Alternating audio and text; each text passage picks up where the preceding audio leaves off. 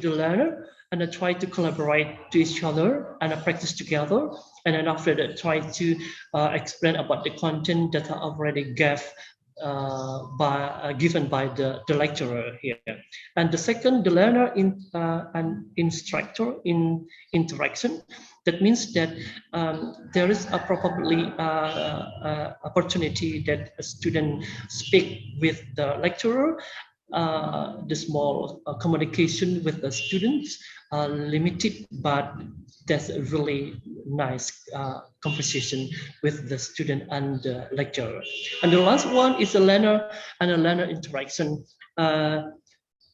This is really nice also that the lecturer gave opportunity for the student to speak up.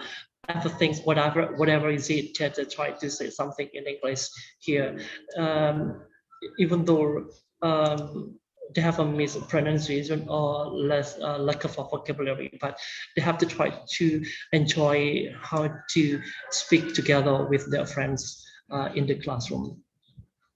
The next, the impact of a speaking model student achievement here, there is a response here. It means that when the lecturer teaching in the classroom, the student have a good responses in speak in English. They don't have to be passive, but they're really active in practice together about the topic. And the next student hard working here, that means that they don't are lazy to try to look for a simple material and try to look for easy material one, and try to search on the internet and try to discuss together with their friends. And also students have a high motivation. If the high motivation here, that means that there is enough prospect. You are an excellent teacher or lecturer. If the teacher teaching English as a foreign language here, that means that if there is a high if the student have a high motivation, that means that there is enough prospect student can speak in English and try to practice together about an English here. And the next student have a good self-confidence, just like this one, even though they have bad pronunciation, didn't know how to speak in English, but try to learn English with the friends and with the partner or with the lecturer together. And students have a speaking fluency here. I believe it that if the student have a motivation and a self-confidence here, I believe it that student can speak English. And the next, as a conclusion here, that the model that they use in the Bahasa University of Indonesia is mastery learnings. That means that everything run well, there is an evaluation, and everything is really complete here. That mastery learning in bahasa in pembelajaran tuntas. Okay, and the next type of classroom interaction, there are 3 points there: the learner and content instruction, learner and instructor interaction, learner interaction here. And the third, student have a positive perception toward the model that apply in teaching learning process. I would like to let you know that if there is someone asks that which one the model that's the best when we try in teaching English, all of things model is the best when we're teaching in the classroom. So don't worry that the model is bad here, but everything, all of the model be a good when we have a good preparation before teaching. An active one, response, and a student hard work, high motivation, good self-confidence, and if it's okay here, that means that as an output here, student can speak in English fluency here. So don't worry here. Even though you study, you teach English that I can't speak in English, but you have to try to speak in English, whatever is it. They have to try to be a vendor, how to listen English, and after that, I try to how to speak in English here. So don't worry, be a good model. Be a good model is really hard, but I believe it that is really easy if you have a good preparation. So that's it. That's my presentation. Back to moderator. Thank you.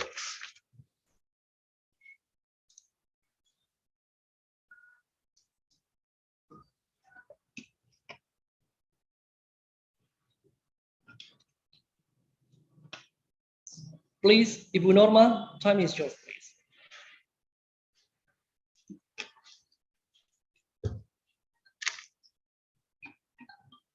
Ibu Norma, time is yours, please. Yeah. I have already. Okay, thank you.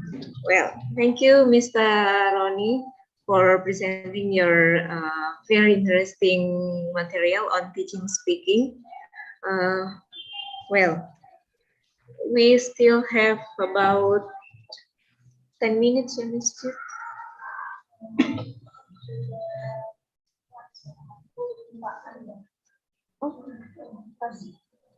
Okay, so sorry to say that our time is over.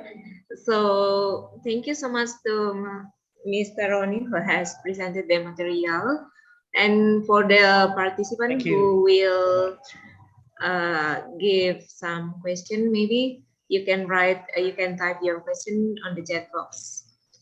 Well, okay, thank you so much. We are going to hear to the next presenter. Thank you, Mr. Ronnie. Thank you, well, Norma. Let give applause to Mr. Ronnie before leaving. Thank you. Well, you're welcome. Okay, now I hear to Mr. Charlie as the moderator. Please.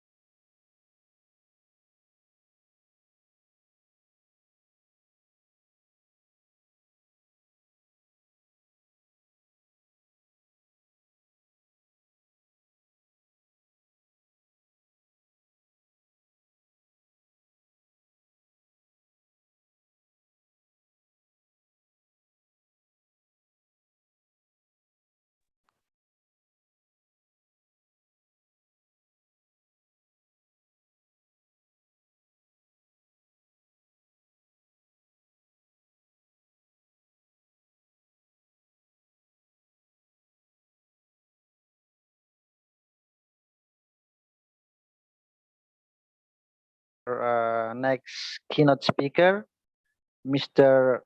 Andi Antopata, SPD, MPD, PhD. And for time efficiency, we give the time for Mr. Andi Antopata. Time is yours, please. Thank you very much. I apologize because of the low internet connection. Yes, sir. The ED-Home is disconnected since yesterday. So now I'm using hotspot cellular connection. So Okay. I switch off my WhatsApp to maximize. And other applications, I switch off my laptop. And also the video, so I cannot start my video. Sorry for that. Good day. The honorable committees, all the leaders of Universitas Kristen Indonesia, Toraja, distinguished committees, participants, and all the speakers. Thank you very much for this opportunity. Oh, so the committee has screened my PowerPoint. Okay. Okay, we watch together the screen. Yeah. So in today's opportunity, I just like to share my experience as a lecturer in one side and parents in the other side. So I'm the parents of students, and also I'm also the teacher and the lecturer in the Universitas Makassar. So based on the two positions, I try to share my experience. So that's inspire my ideas to share today. Next slide, please.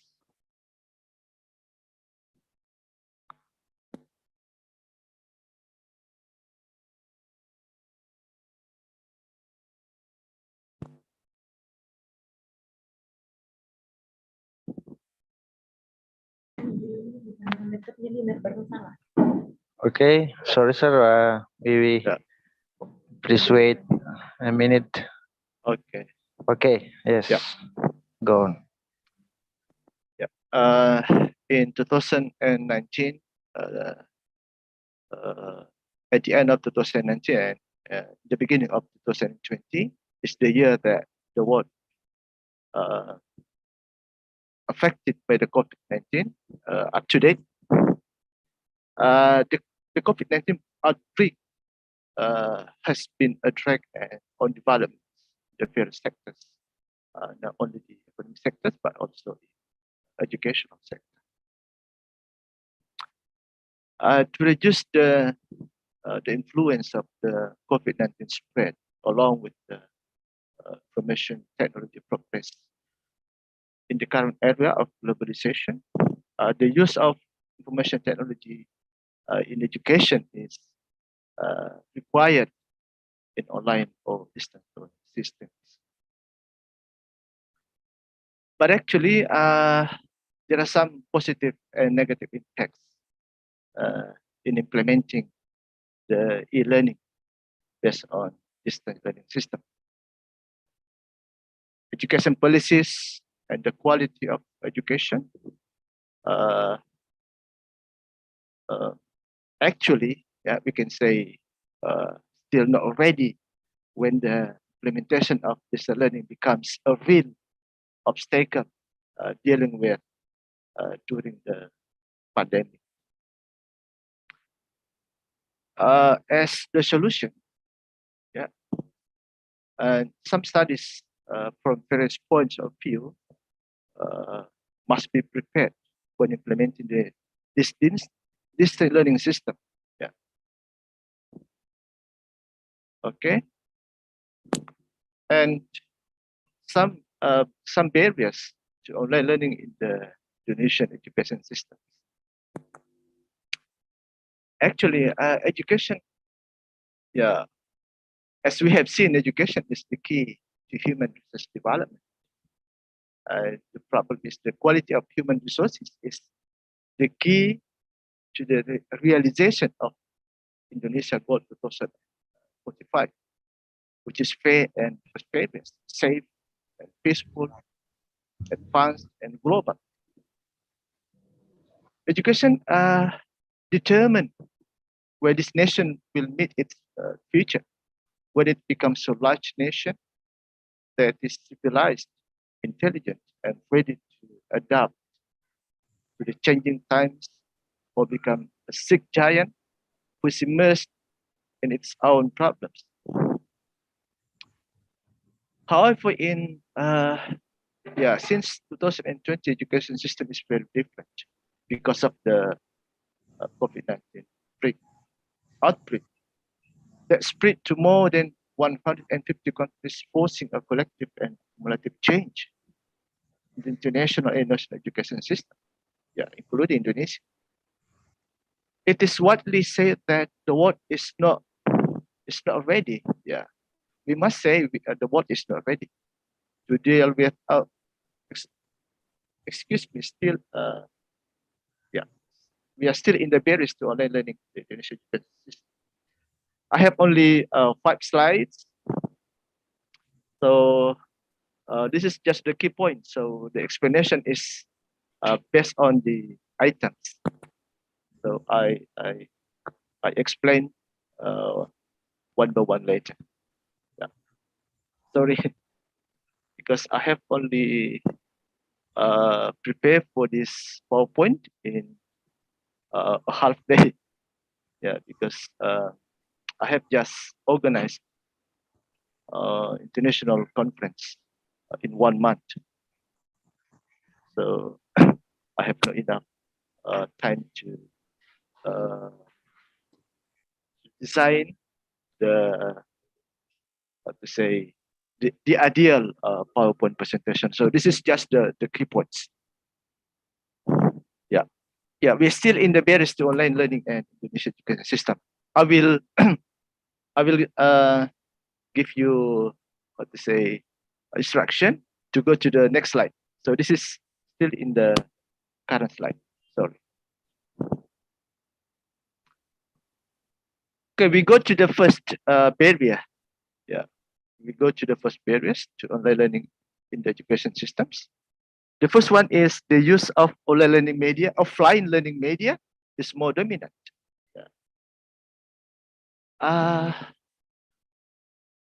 Actually, I'm as the lecturer. This doesn't happen to me. This doesn't happen. But this happened to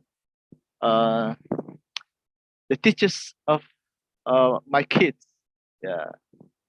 This happened in elementary school. So I share this this fact.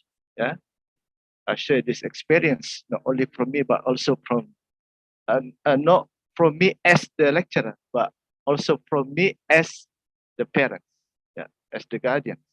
Okay. Actually, not many teachers use online media.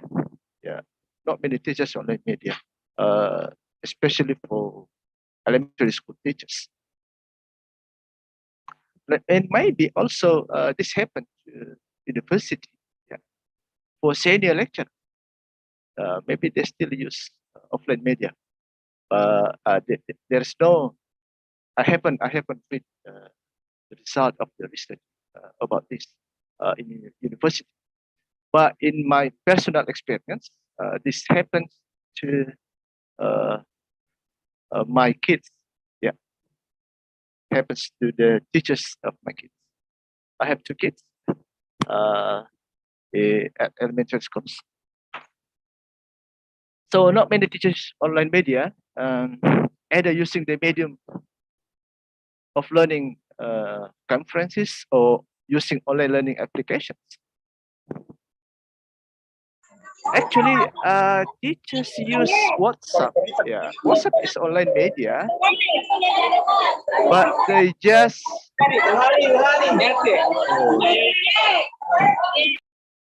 many people speak in Toraja language. Actually, teachers maybe think that they use online media, they use WhatsApp, but just to catch and share the picture. That's still the offline media. However, they have been using WhatsApp. They have been familiar with using online application. They think that that's the the online media learning, but it's not actually the online the ideal online learning media. So this just a tool to help teachers presenting the materials. So still most of teachers and senior lecturers use offline media. Next, children. This is still the same slide. Sorry, yeah, the same slide. Children are given many tasks by the teacher. Yeah. Students get a lot of tasks, a lot of assignments to complete, but almost no feedback. This may be, yeah, this happened to lecturers also at teachers at high school and teachers at elementary school. Many assignments, less feedback. Yeah, we have limited time to give feedback.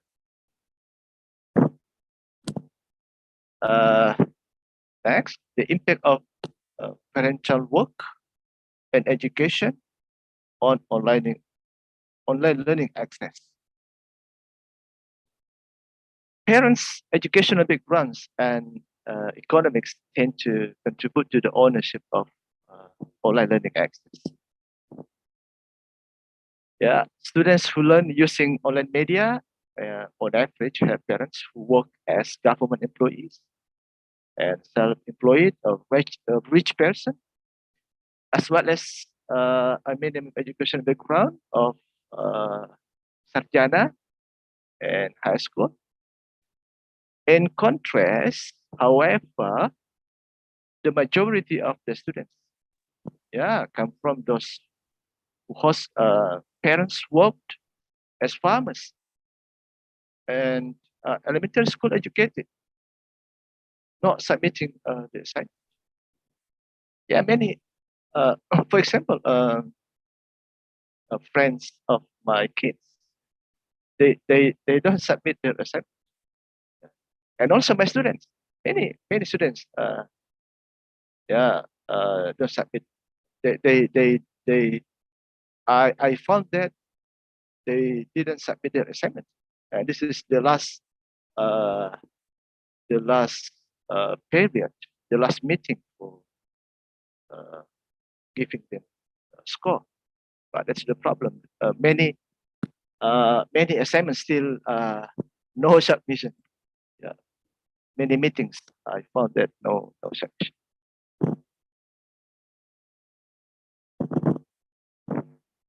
Next, mothers are more with the children than fathers. Yeah, this is the fact. In addition to aspect of work and education, there are also differences in parents' contribution to mentoring during students learning from home.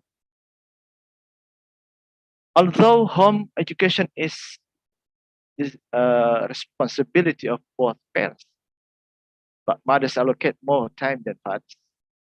Mothers do activities such as communicating with teachers, accompanying the kids' learning process, helping them understand the material, and providing learning support tools. Mothers do multiple tasks. Yeah. Okay, next slide, please.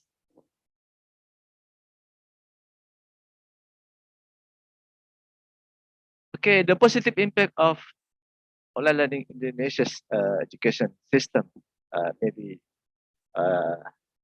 we can claim that this also happened to most of developing countries.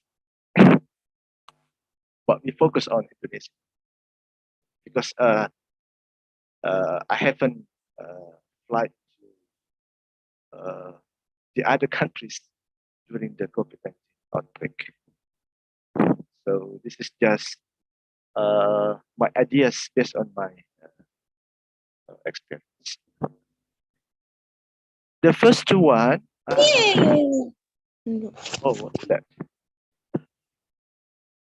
Okay, the first one is triggering accelerated educational transformation.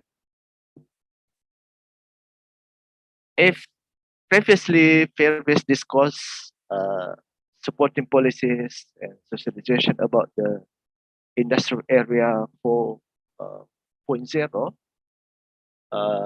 Even in Japan, they apply. Japan has been applying society uh, 5.0. So we are still in industrial 4.0. Japan applies society 5.0. So, however, yeah, the 4.0 industrial era actually hasn't succeeded yet in making educational institution, including high school, polytechnics, academics, elementary school, yeah, achieve significant progress on the digital transformation of the nation education. COVID-19 or coronavirus actually has a tremendous impact in this aspect. It is clear that COVID-19 is a disaster that has positive and negative aspect. But in positive aspect, it has been triggering the accelerated educational transformation. So many teachers now, many lecturers, even the senior lecturers, have been being familiar with the technology. Yeah.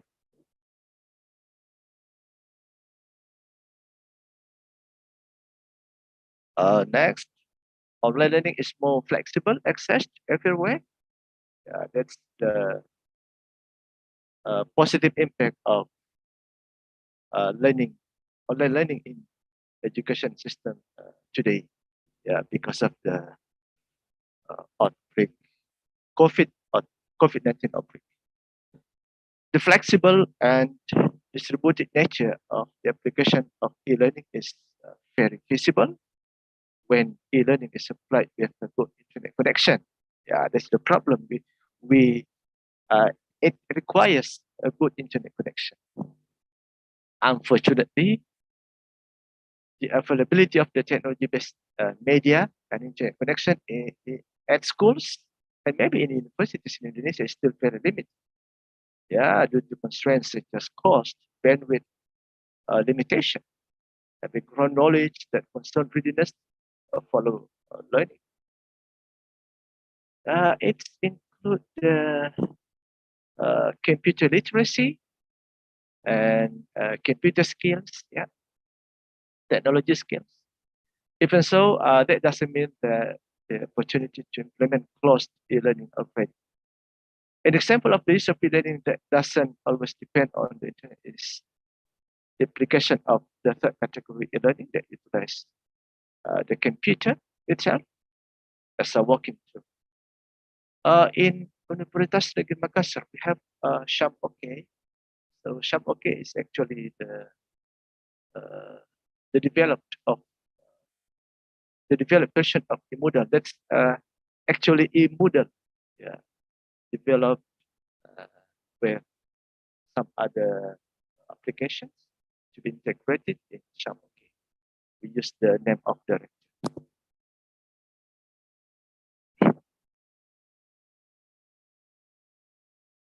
So students can access online learning even they are in village. Yeah.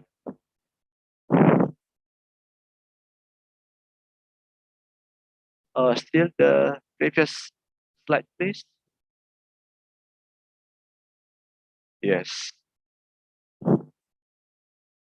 Next, the rise of distance learning in college and schools.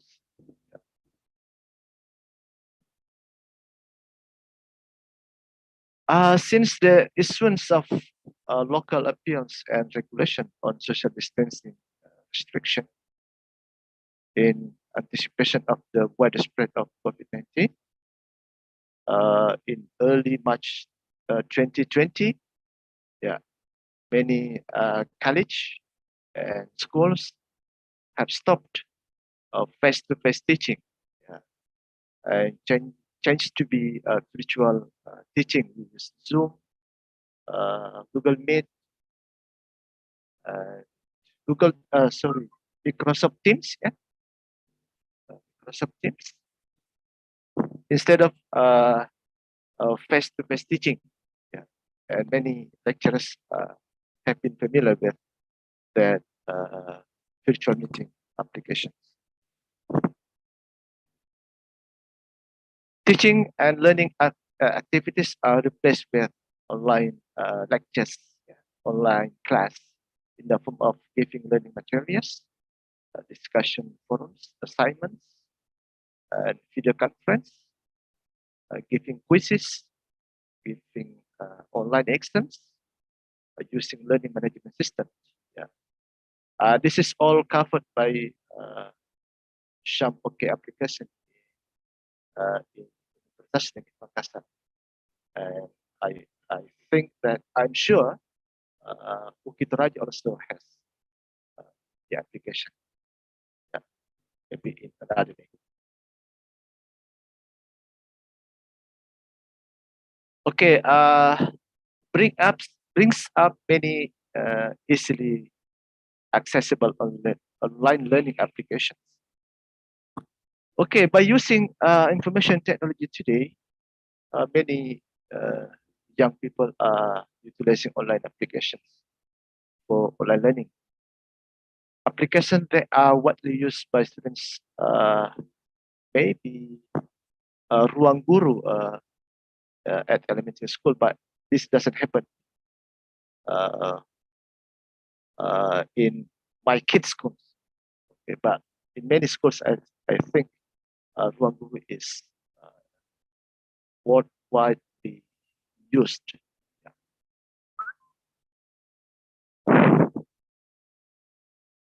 Next, next slide, please.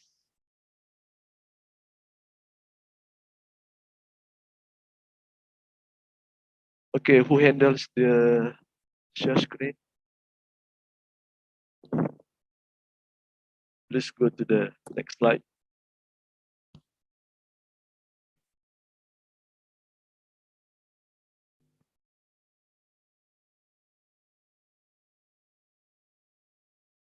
Okay.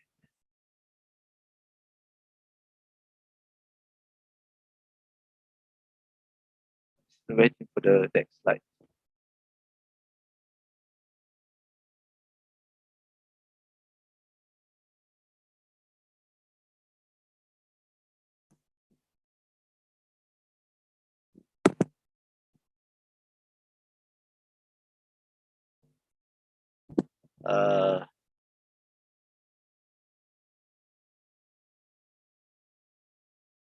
It is not appear yet. The next slide, still my picture.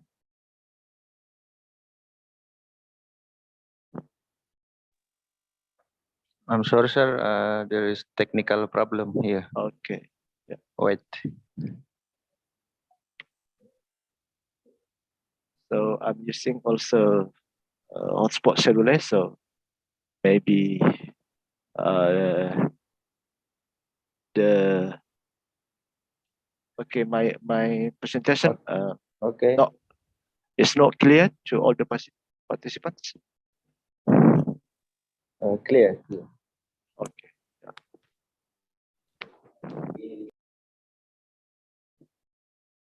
I'm living far away from the city, free from flood, but low internet connection.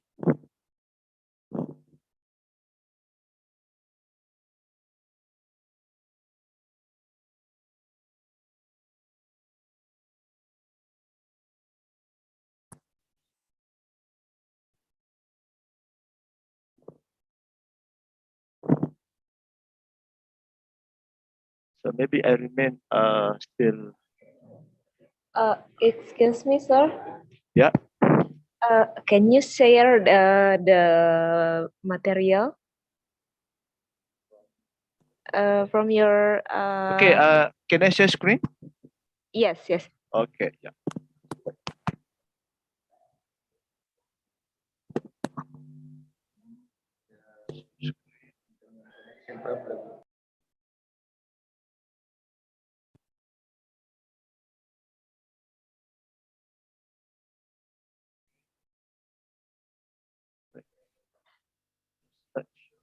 It works. Wait for the slideshow. Will be okay. This one, and this is the students' expectation about learning from home. Students have many expectations. Students, yeah, this is what my kids said to me. Less assignment. Yeah, that's the first expectation. Less assignment, and two-way communication and effective learning. The students still need communication by the teachers. Yeah. Provision of internet facilities and qualified devices. Yeah. Using, for example, Google Classroom, just like uploading assignment of sport subject, PJOK, Pendidikan Jasmani Olahraga dan Kesihatan for elementary school. It is extremely difficult to submit the recording video, yeah, because of the internet facilities. It's no problem if the home works, but yeah, sometimes the home disconnected, just like today. And also, it requires qualified device. It requires very high computer specification. Every teacher is able to provide maximum materials to students. That's the role, the obligation actually by the teacher to provide maximum materials. Not just take a picture then send to students without editing the picture. Sometimes, yeah, many bad visual background on the picture. It should be avoided by the teachers. So the material should be sent by making sure that the picture, the materials are clean and clear. And sent to students. Regular online meetings. This is the students expect they are dealing with the regular online meetings. Yeah, sometimes teachers are busy and postpone the meetings. And for example, this week, students' period is in the morning, no, or in the first period. The next meeting, the next week is the second period. But the problem is if one day or 1 week a teacher is busy, and it's not going to be the regular for the next meeting. Yeah. Provision of educational ebooks and creative videos. Teachers should also utilize the interesting ebooks and creative videos as the teaching materials, not just taking from YouTube or other sources. And more creative task, maybe like a game. Maybe it can be in the form of quiz, but the quiz is just like doing a game. Visualization of learning materials. This is very urgent for teachers, including lecturers, to provide a very interesting visualization.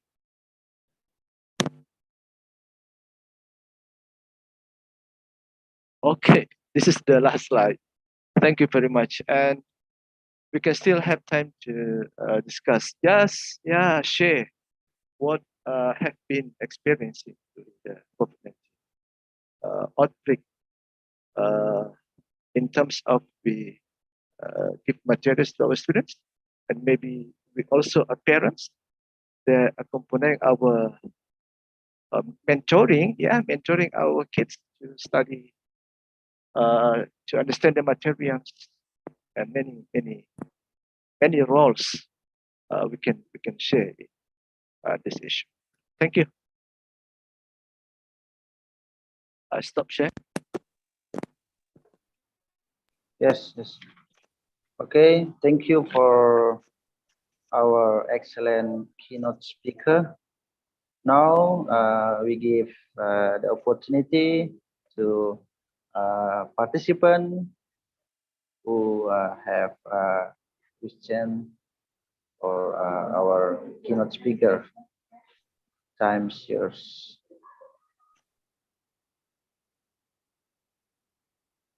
Please raise your hand, or you can write down on the message.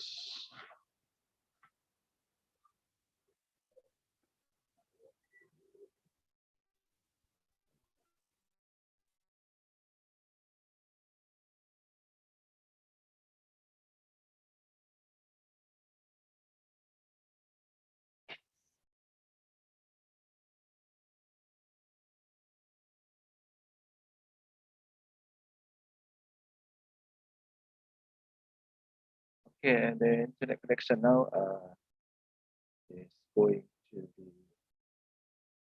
strong connection. Okay, we are still waiting for the questions addressed to me from the participants.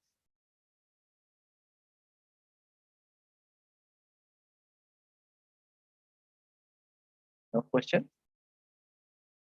So, If no question, explanation.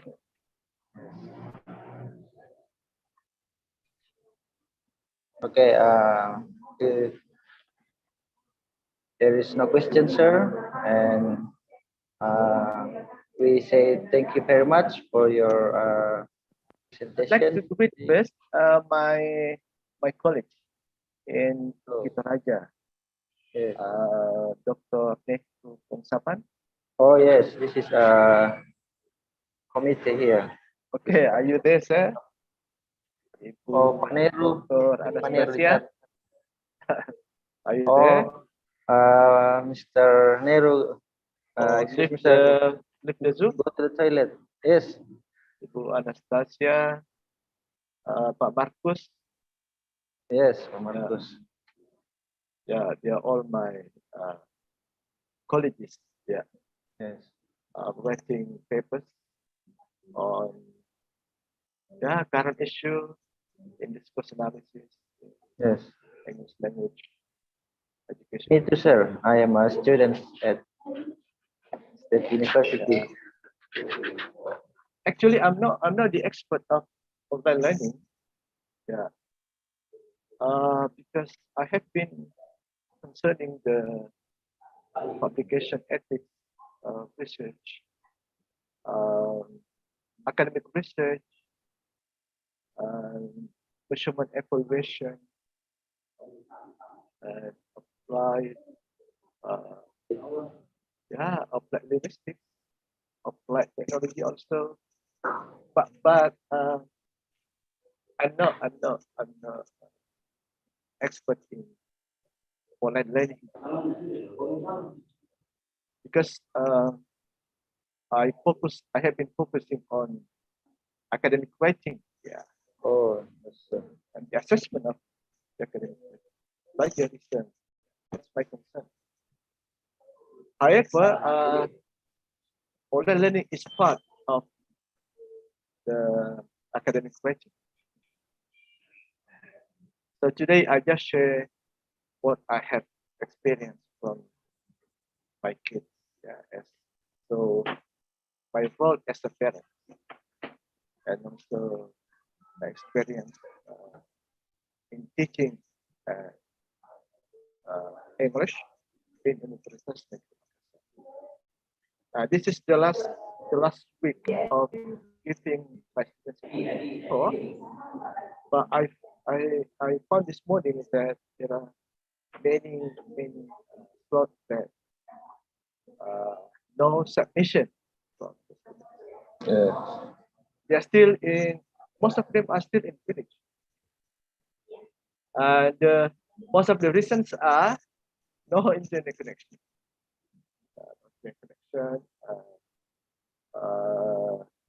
They are living far away from the city. So this is the dilemma of the lecturers of the teachers to give students more. Even maybe it's just the excuses.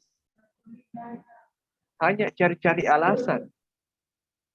Yes, Yeah, sir. but we cannot claim also, just in case it is true. That's the problem. Bagaimana kalau itu betul? Wah. So yeah, that's the dilemma. So I just give score with the minimum standard. I applied the minimum standard and give score. I cannot apply the high standard for giving the score. Yeah, because of cannot. We are not sure whether the reasons are true or not. Just in case it's true, and just in case that's just excuses. Yeah, that's the problem. So just give them minimum standard. Okay. Thank you, sir. Yeah. Okay, maybe our time is over. We say thank you very much for our excellent keynote speaker, Mr. Andi Antopata, SPD, MPD, PhD. Thank you very much, sir. Thank you and good afternoon. Bye. Good afternoon. Yeah. Yes, sir. Now we will move to photo session. Please, host.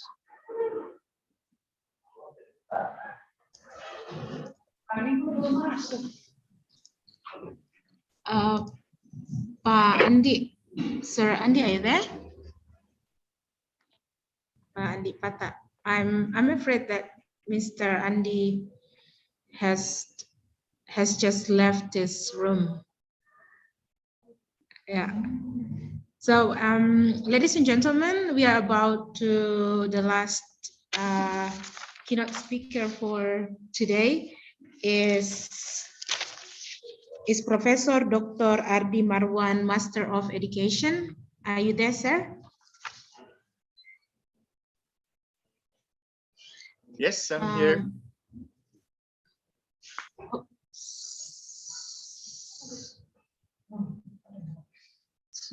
Mr. Hello. Yeah, sir. Okay, you are as co-host now. Okay, Ibu Linerda, would you please to share the screen? Yeah. How is Germany, sir? Winter is starting. Snow is coming. The temperature is now decreasing to below 0. Yeah, But so it's really cold. It's really chilly. Yes, I was waiting for Ibu Linerda. Yeah, sorry to wake you up early morning in Germany That's time. okay. That's okay. Yeah, we have 7 hours differences, so sorry for that, sir. Ladies and gentlemen, this is our last for the keynote speakers session. Professor Dr. Ardi Marwan, Master of Education.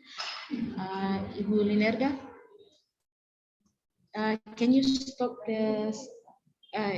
There's no screen. Can you start over the screen? Yeah, sorry for some technical problems, sir.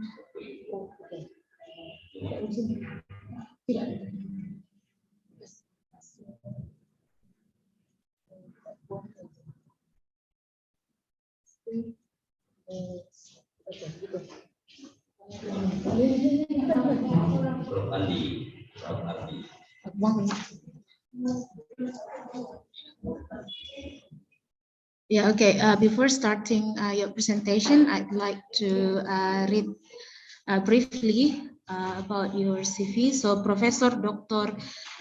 Ardi Marwan, Master of Education, is currently the Indonesian Embassy Education and Cultural Attaché in Berlin since 2020. Atikbuk has held the position prior to taking office. Atikbuk worked as a professor at Pontianak State of Polytechnic, where he held several positions such as Head of Education Development Center and Instructional Activities, or P3A AI. And he is the head of Language Center and head of Center of Research and Community Service. Also, he received his bachelor's degree from Tanjung Pura University and his master's and doctoral degrees from Monash University in Melbourne and Flinders University in Adelaide, Australia. In Australia, government scholarship through the Australian Development Scholarship Scheme and Australian Leadership Awards. He has received national research grants from DICTI, as well as international research grant from Japan's Sumitomo Foundation and the British Council in Beijing and London. What a great achievement, sir. So to shorten the time, I'll invite Professor Dr. Ardi Marwan, Master of Education, to start the presentation. Time is yours. Thank you. Thank you, Ibu Yudit. Good afternoon. Good afternoon, sir. Good morning. It's still early in the morning in Berlin, in Germany, and thank you for the opportunity given to me to present in this seminar. Well, let me share the screen.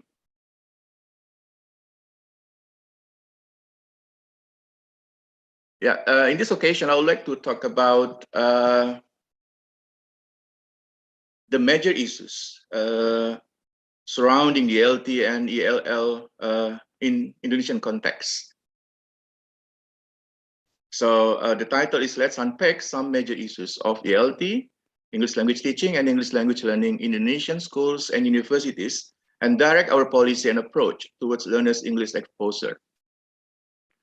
So I think there are some reasons why I think this topic need to be put forward in this seminar. First, English has been in our curriculum for so many years or so many decades, but as we can see, a success story is still an issue. I mean, there are learners who have learned English for so many years, but at the end of the day, the English is still unsuccessful. Now, let me start with issue number one. As we already know that at school, in our schools and also universities, what I'm talking about is outside the context of English in English department, but English in other departments and English teaching in our schools. We all know that English is only taught for 2 to 4 hours, yeah, every week, and 1 hour is equivalent to 45 minutes or 40 minutes. As we can see that this time allocation for teaching English is not sufficient. So what can we expect from only 2 or 4 hours every week for our learners to be good at English? As we all know that English is skill, so they need to practice a lot.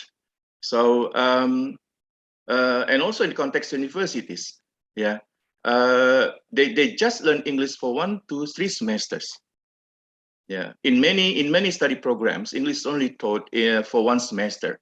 In some other study programs, they allocate more semesters for English, but still, the time allocation is only 2 to 4 hours weekly.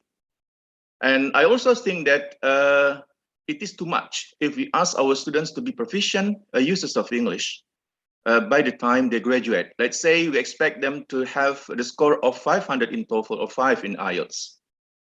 So I think this is too much, again, if we require them to be proficient users of English, if we only allocate 2 to 4 hours of English lesson each week. So what I'm trying to say is that it's important that we need to provide more hours for our learners, to expose themselves in English. And now let's move on to issue number 2. Now I think I need to go back first to issue number 1. I think it's important to stress here that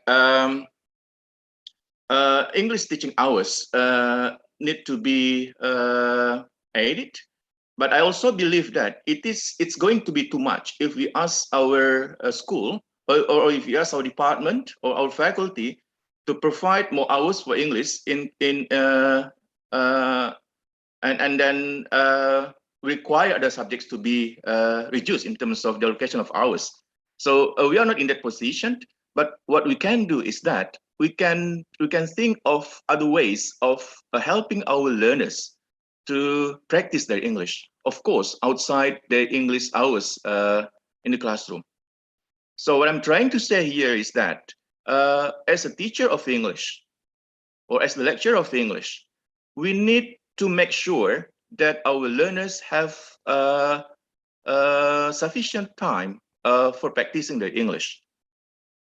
What I'm trying to say again here is that instead of spending most of our time for teaching English, or let's say for teaching some topics of English in the classroom, we also need to allocate some of the time which you can use to monitor our learners' English learning outside the classroom context. So it's important here that we can think of providing projects which our learners can do outside the class. So again here, I'm trying to stress out the importance of providing project-based learning to our learners. But the project should be taken or should be undertaken outside the class, not inside the class. And we can use our class time to observe the project which our learners have completed outside the class time. Of course, the projects can be in any kind, as we all already aware that it's not a problem at all today for our learners to identify learning materials outside the class. They can access them easily through internet. YouTube's also provide a lot of learning sources for them. Other types of social media can also be accessed by our learners, enabling them to complete the project successfully. So it is us as a teacher who have to have the ability, the capability, to provide learning opportunities to our learners outside the class. So again, we cannot use these minimum teaching hours as the excuse to say that our learners are not successful in their learning. Okay, again, we are not in the position to negotiate this. We are not in the position of influencing the policymakers because I believe that other subject teachers will complain if their teaching hours are also reduced because of our request, for example, to ask more hours for our learners. Now, let's move on to issue number 2. A standalone English lesson rather than integrated with other subjects. So this is also another way to compensate the minimum teaching hours provided to our learners each week. Now, as I said earlier, here are a few points that we can bear in mind.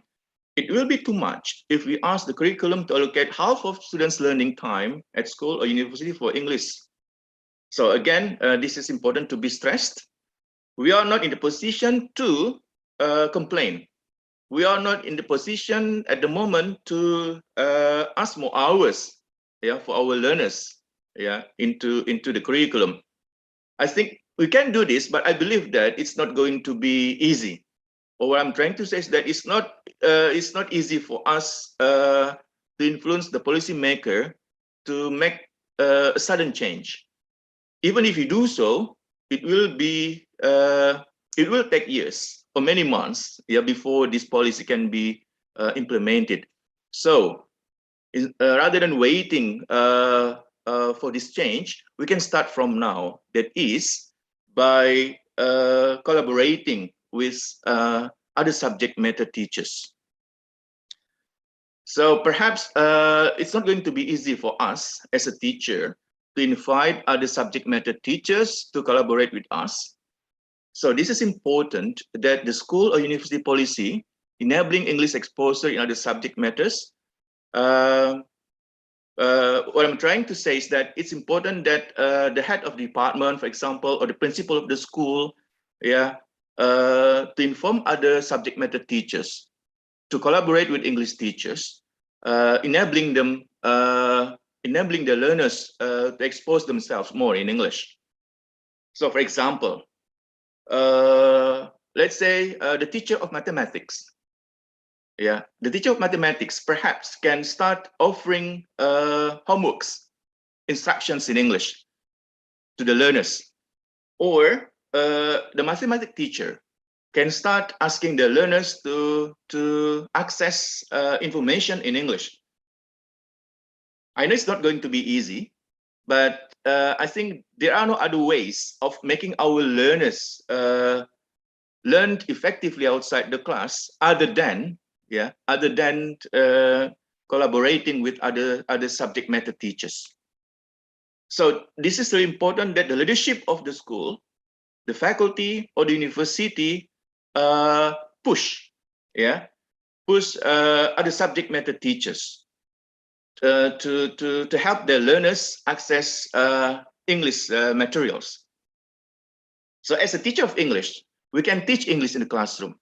But as the teachers of other subject matters, we can ask our learners to access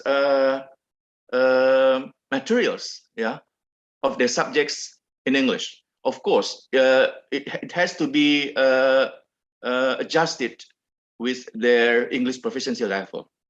So we cannot, of course, expect too much if the students of SMP, yeah, or junior high school to access materials for the level of senior high school. So this is important that English is not taught as a standalone English lesson, but English can also be taught at other subject matters. But again, it is not an easy one because there has to be the influence from the leadership.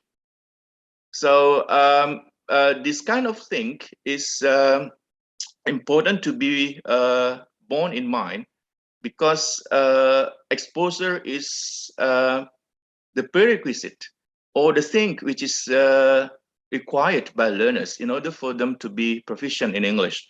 So again, as I said earlier, English is a skill, and a skill needs practice, and practice is possible if learners can expose themselves in English. Now, move on to the next topic or issue. Coverage of curriculum seen as learning attainment. Learners' actual situation remains a question. So let's ask ourselves as English teachers, are we teaching our learners the topics or the skills that they need? Or are we teaching them the topics or the materials in which we are instructed to do so? Again, we are not in the position of to negotiate, but we have a freedom, I believe, okay, to make our learners learn. So that's why teaching with our heart is important. So we need to be a true teacher who can help our learners acquire the skill they need for the future. And we all know that English is a skill which is the world needs, yeah, at the moment. As a teacher, do we ever ask ourselves if our learners have received sufficient exposure or practices? So again, it is back to the previous discussion about the limitation of teaching hours. It's going to be too much if we ask our learners to be proficient in English, if we only teach them 2 or let's say 4 hours a week. It's going to be too much. So let's use this minimum teaching hours for us only to monitor our learners' progress of the exposure outside the classroom. And then another question is, how can we assure, or how can we be sure if the curriculum can be met? Yeah, if we ask our learners to learn something else outside the class. Well, of course, it doesn't have to be a new topic. It doesn't have to be something new. We can, of course, still refer to the curriculum, but it is about how we teach them. Can we ask them to be more active outside the class? Yeah, but at the same time, we are also referring to the curriculum in which we are instructed to teach. Yeah, so don't worry, it's not going to be conflicting, but we can still refer to the curriculum while at the same time we ask our learners to expose themselves outside the classroom. Now, the next one, teachers are often trapped in a situation where they have to leave their students behind.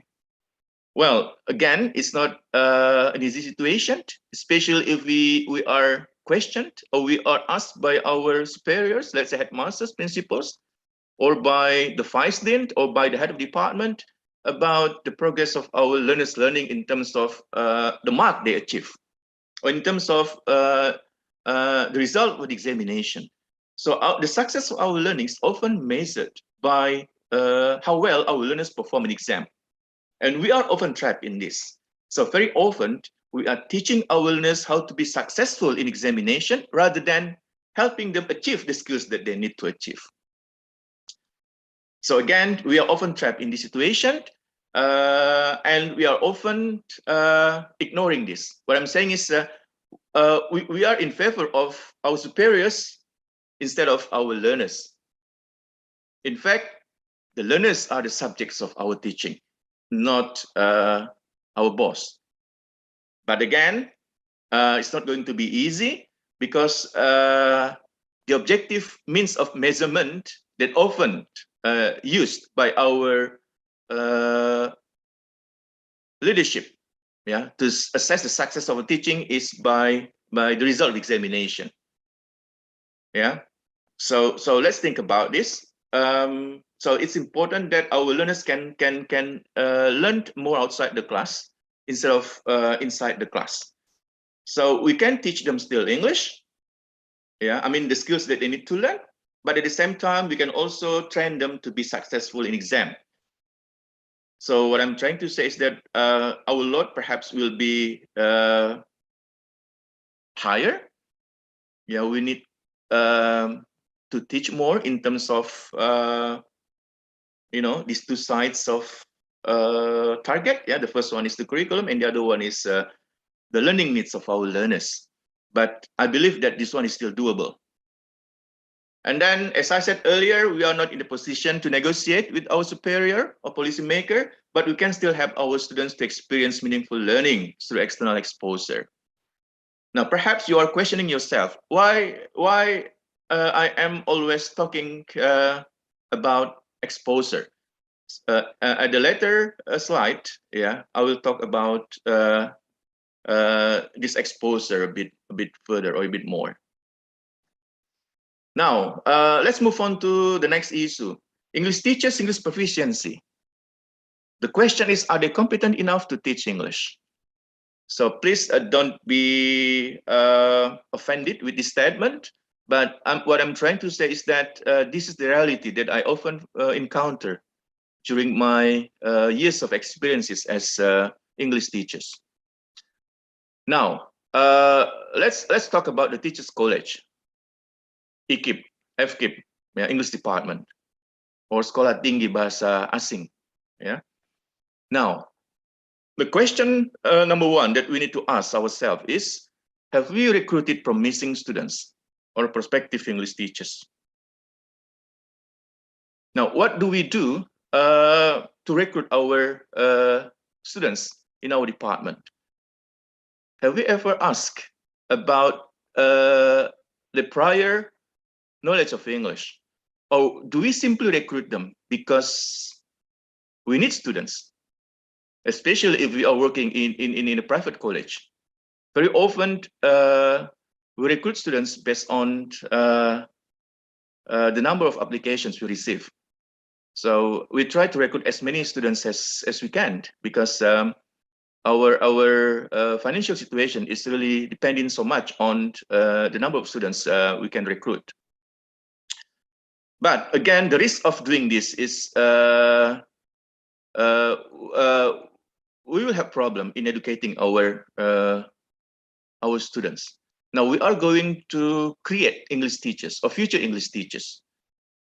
Now, are we going to help them achieve the required English level by the time they graduate? So let's move on to point number two. If we simply recruit them without considering their prior English proficiency, for instance, the English score is less than 400 in TOEFL, for instance, do we have the capacity to help them improve their English significantly? For instance, 550 in TOEFL by the time they receive their SPD or SS, ya, Sarjana Pendidikan atau Sarjana Sastra. Now, do we have the capacity to help them achieve this level of English? If we have this capacity, yes, there's no problem at all to recruit students without considering their prior knowledge of English. But if we think that we don't have this capacity, don't take the risk. I mean, yes, of course you can take the risk, but at the end of the day, then you will help produce English teachers who are not proficient in English. So what can we expect from teachers who are not proficient in English? How can they help our learners to be proficient in English if they themselves, yeah, do not speak English fluently? So what I believe in mind is that teaching English or teaching skills may be learned. So the methodology of teaching can be learned, but teachers whose English is not proficient mightn't be an efficient English teacher. So again, this issue needs to be considered by the policymaker, especially those running the English study program at university or at Sekolah Tinggi Bahasa Asing. They really need to be taking this issue seriously. Otherwise, the future of English teaching and learning in our country will remain a big question.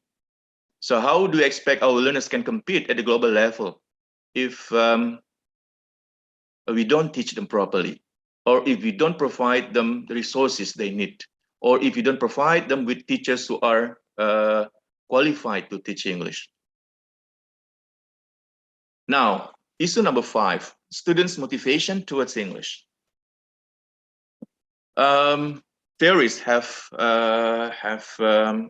recorded this, yeah, have underlined the importance of motivation. So they say that motivation is the key to learning. So without motivation, learning, successful learning may not happen. So we all, as a teacher, as an English teacher, we also need to bear this in mind, that motivation is the key to learning.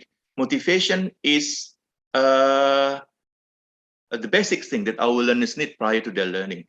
So please make sure that our learners are motivated before the start of learning. It's not easy, but this one is doable. There are some ways which we can use, yeah, or which we can undertake to motivate our students to learn English. Number 1, for example, we can start telling success stories of people with good English.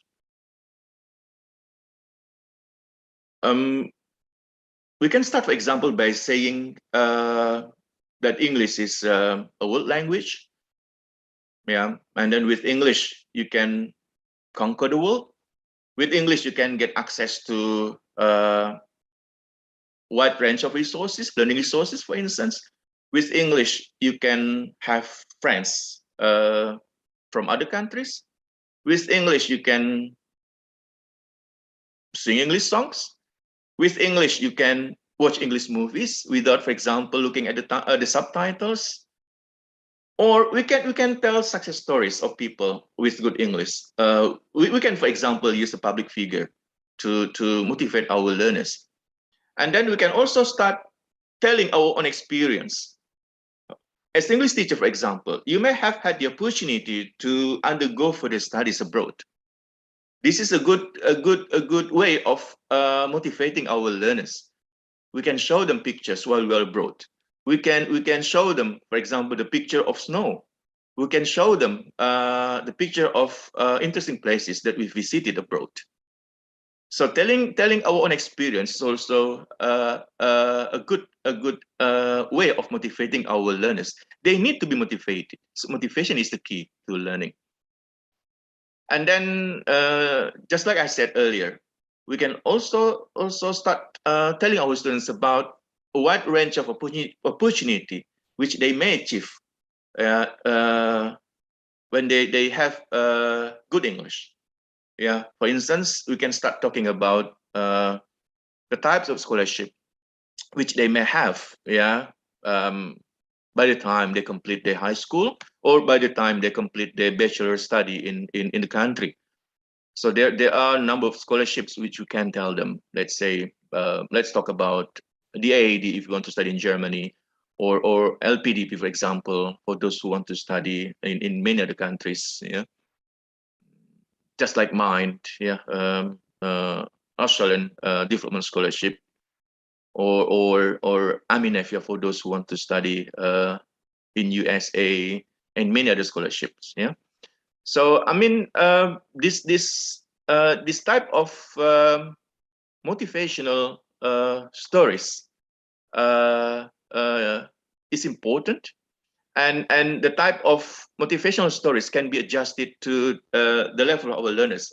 For instance, if our learners are junior high school or high school students, perhaps if we are talking about postgrad scholarship for overseas study, this topic may not be relevant to them because they are at the early age of their learning. But if we are teaching bachelor students, then this type of motivational words could be relevant. But telling success stories of people with good English and also telling our own experience while visiting other countries, these are still relevant. So there are many other ways of motivating our learners other than these three things. Yeah, you can think of yourself, and then the idea is that we need to motivate our learners. Well, motivating is different from showing off. So I'm not saying that we have to be showing off, yeah, our achievement to our students. No, we are not showing off. We are motivating them. Yeah. And then issue number one. Yeah. At the end of the day, English is a skill. And this will improve if we practice this a lot. Now, do teachers provide this opportunity and do they check it regularly? So again, this is to sum up our discussion today. Overall, what I'm trying to say is that our learners need to be given the chance to expose themselves in English. An exposure in the classroom will be difficult to do simply because we are instructed by our department or by our superior to cover the materials in the curriculum, okay? Well, the time allocated for our learners is only 2 or 4 hours a week. At the same time, we also need to make sure that our learners experience meaningful learning, meaning we help them to learn or to practice what they need to learn. So these two things can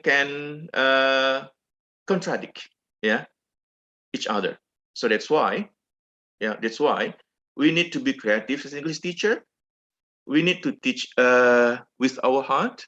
We need to make sure that our learners do the real learning, and this can be done outside the class, not inside the class. Even if we are claiming that we are using a learner-centered approach, but still, if the learning only takes place within 2 or 4 hours, then it's going to be too much, asking our learners to be proficient users of English. So learning should happen outside the class. The class we can use to monitor or to observe the progress of our students' learning. So this is the conclusion of my presentation. Now I beg the screen to the moderator. Thank you. Thank you very much, Professor Marwan. What a great presentation. I'm checking the questions on chat box. However, there is no questions from our participants, but I have some questions because this is really interesting topic that you have delivered. My question is regarding students' English proficiency, what kind of projects should be given to our student due to their English proficiency? Well, thank you. That's a really good question. Again, the project we provide to our students has to be given according to their degree of English proficiency. For instance, if we are talking about learners whose English is basic, for instance, or the TOEFL score is still less than 400, well, we can start with simple project. So depending on the topics that we teach. Let's say if the topic is about talking about hobbies, for instance. Okay, so often we ask them, if the topic is about hobby, for instance, often we ask them to simply talk about their own hobbies.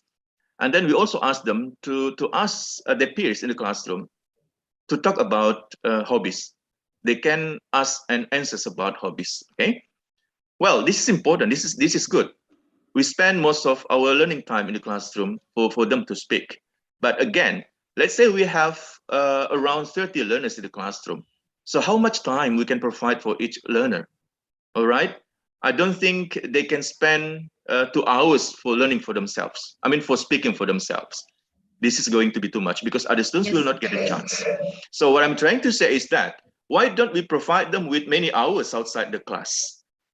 For instance, we can ask them to interview their colleagues outside the classroom, or their friends outside the classroom, or even their family members about their hobbies, and then ask them to record them or to write them and report them in the classroom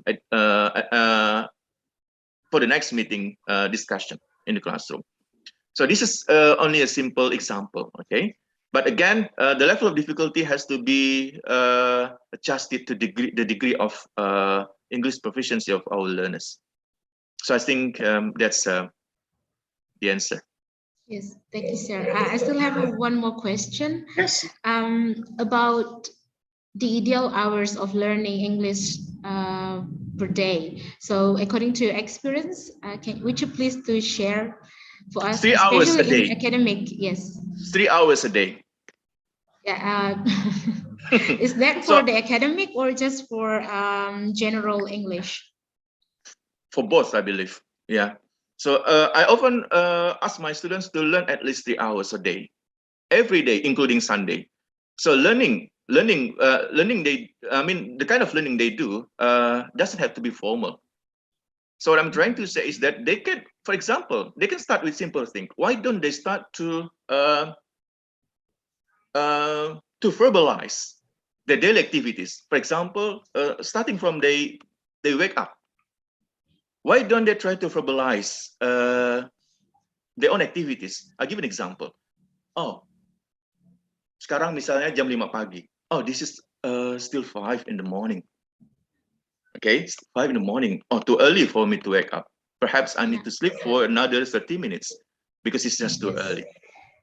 but of course, this is the level of difficulty has to be adjusted. Okay, so if our learners are still young learners and the English is still basic, we need to guide them. We need to guide them. We need to provide them with the hints, and we can do this in the classroom for them to use outside the classroom. Misalnya, bagaimana kita menyatakan, oh saya bangun jam sekian. Oh, we guide them. We use this opportunity in the classroom, yeah, to tell them what to say outside the classroom. So this is our learning. I mean, our teaching time. Yeah, our teaching time has to be used for us to guide our students, not to teach. Okay, guide our students the things which they can use outside the classroom. So the simplest thing is we can start asking them to verbalize their daily routines. Okay. Now, can you imagine if they do this every day?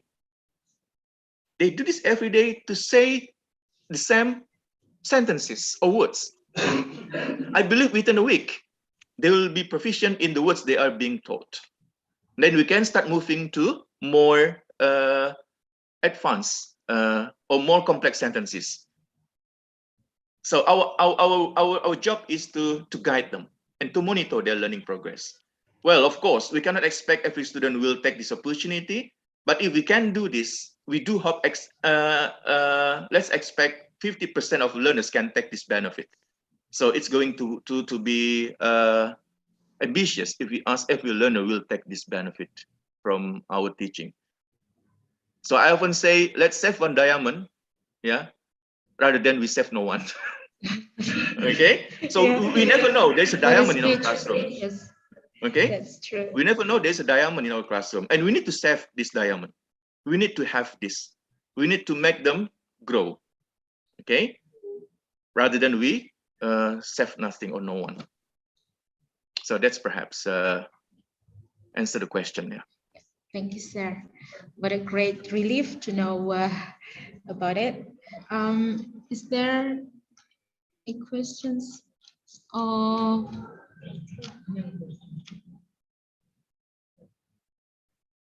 Yeah.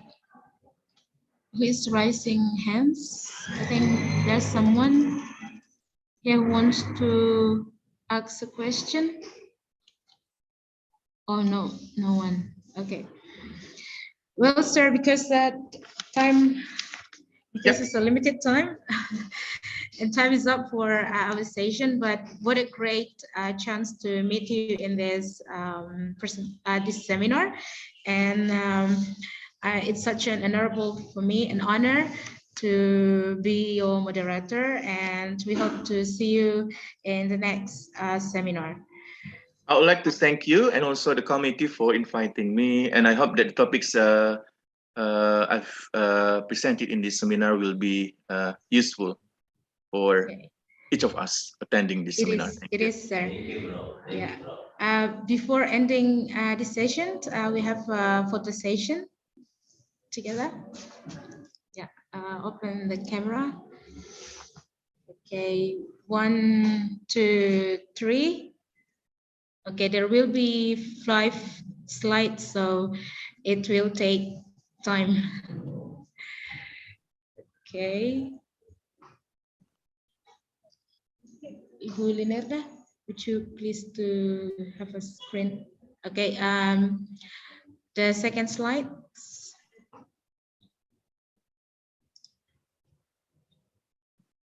Okay. Next one. The third. Okay, finished. Okay, thank you very much, Prof, for your available time. For us, it's such an honor to have you in this seminar. And thank you once again from the committee. We are hoping to see you in the next event. Thank you. Yeah, thank you. Good luck. Terima kasih. Ladies and gentlemen, now we have a break time for 10 more minutes. So before having the parallel session. So in 3, in 3:15, in Toraja time, we have a parallel session. I'd like to inform you some information before we have this parallel session. We will divide you into 4 rooms, and each room will be led by a moderator. Now we have a break time before a parallel session for 10 minutes. So see you in 10 minutes in parallel session. Thank you.